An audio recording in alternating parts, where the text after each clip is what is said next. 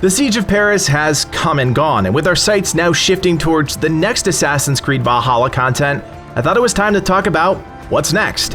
Hey there friends, it's Kodiak here, one half of the team behind Legacy Gaming, and today we're diving in to talk about some of the big changes that could make the next Assassin's Creed Valhalla content a true standout.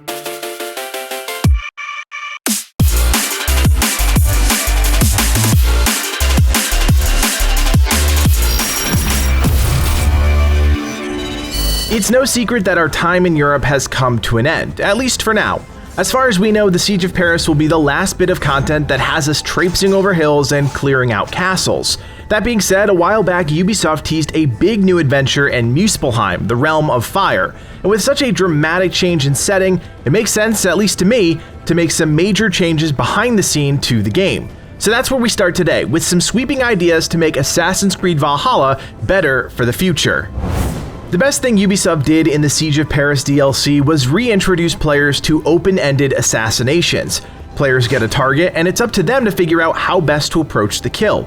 This was a huge breath of fresh air as it broke up the monotony of the gameplay loop. You can only jump from a balcony onto a target so many times before the thrill wears off. Chasing down leads, creating alternate routes, this feels like the Assassin's Creed experience of old, and it's absolutely thrilling. This needs to be a feature moving forward no matter what. Based on the feedback we saw in our videos, players universally love this. They just wanted more, and I don't blame them. Pushing this system even further in the future is a guaranteed win, and it's something I hope Ubisoft doesn't implement one time and then forget about.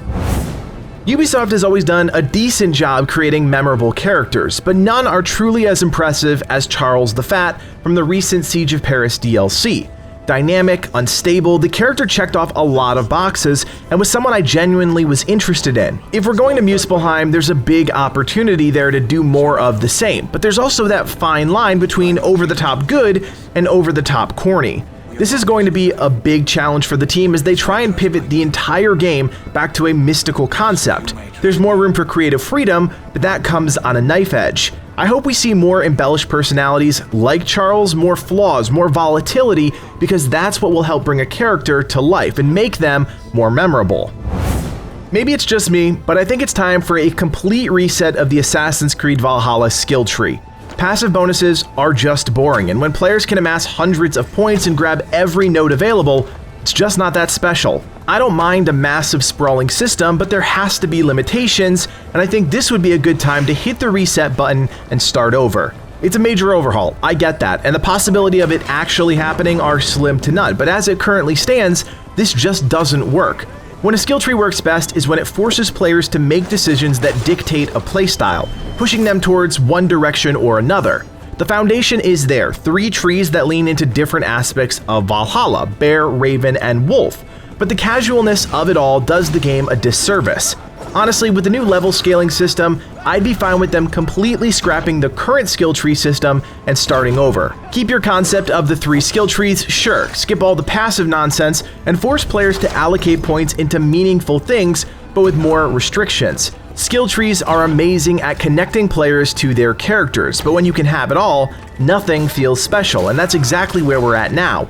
Most of us are overpowered Viking demigods that roll over enemies big and small.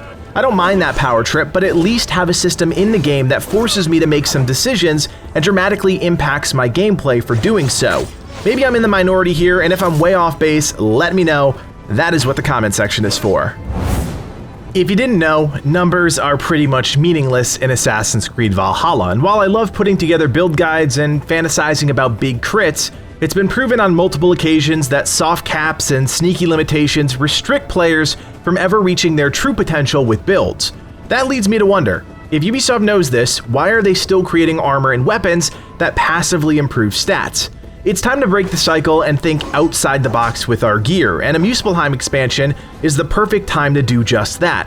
I wouldn't even be mad if some of these set bonuses go way outside the box, leaving people scratching their heads, because at least they'll have tried. It's not a perfect example, but things like the legendary spear, the Guy Bulge from the Wrath of the Druids are a step in the right direction because the effect influences the gameplay. At this point, what does Ubisoft have to lose? If people are still hanging on for a 3rd and 4th DLC, they're invested. So try something different here and make weapon hunting meaningful, because right now we're all just collecting trophies we'll most likely never use. River raids, trading posts, and rebel missions. Do any of these systems truly stand out in 2021? No, of course not. Ubisoft is one of the few companies that has the resources and manpower to create games within games, and each time they attempt to put together one of these secondary systems, they fall flat. The problem, in my opinion, is that these systems are just not that interesting. Maybe they would fly in 2005, but after the indie roguelike revolution, players are just accustomed to rock-solid gameplay loops that provide hours of endless entertainment. At the onset, I think we were all holding out hope that the river raids, which were touted as highly replayable, would be much more than they were.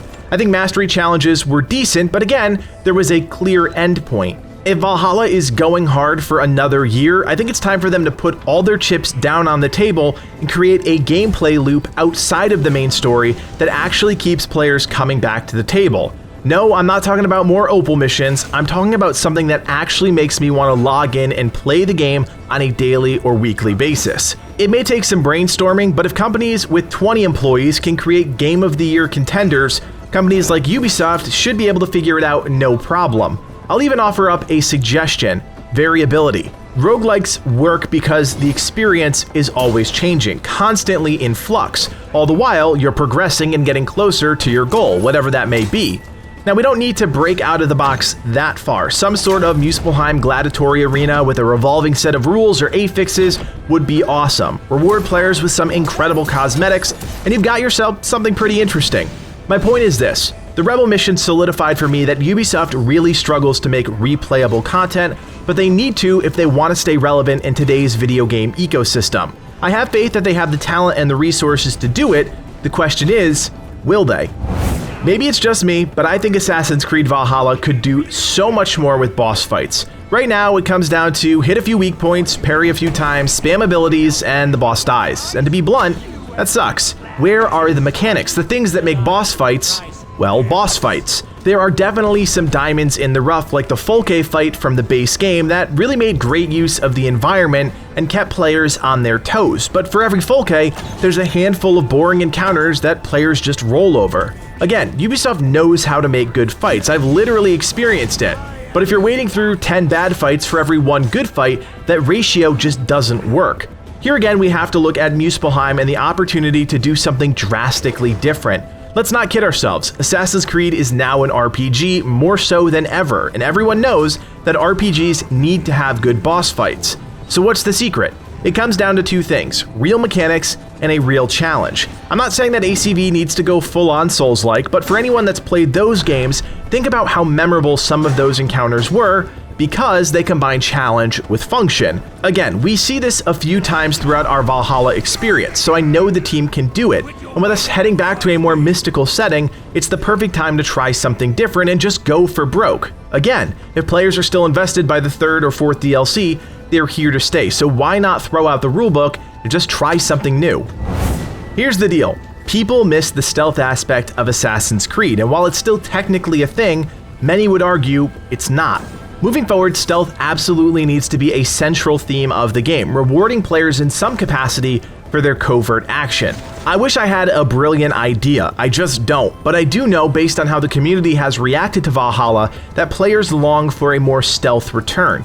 It's not necessarily a system either, but an emphasis on the origins of the game.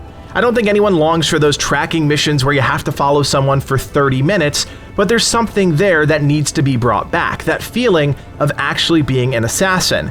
Maybe there's just a disconnect between the series name and where the game actually is at this point, but I'm not so sure I'm ready to give up on the idea quite yet.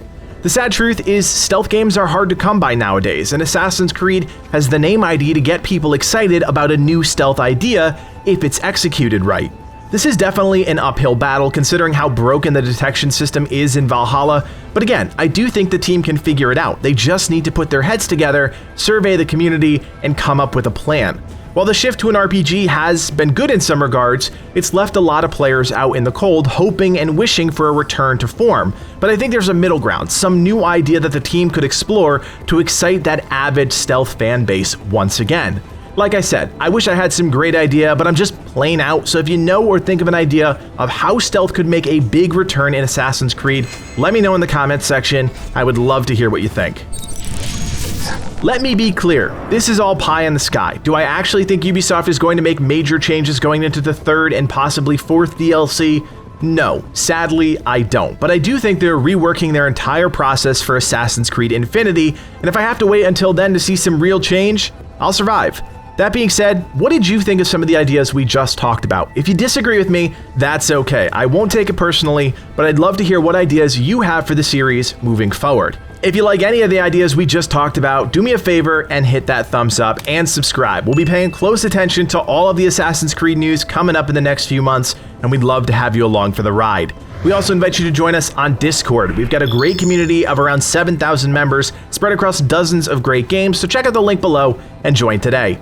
Finally, if you like everything we're doing here at Legacy Gaming and you want to help us out even more, you can now do so by becoming a member. For just a couple bucks, you're helping evolve the channel and take the community to the next level. Check out the join button below to learn more. My name is Kodiak, and from everyone here at Legacy Gaming, thanks for watching, and play on.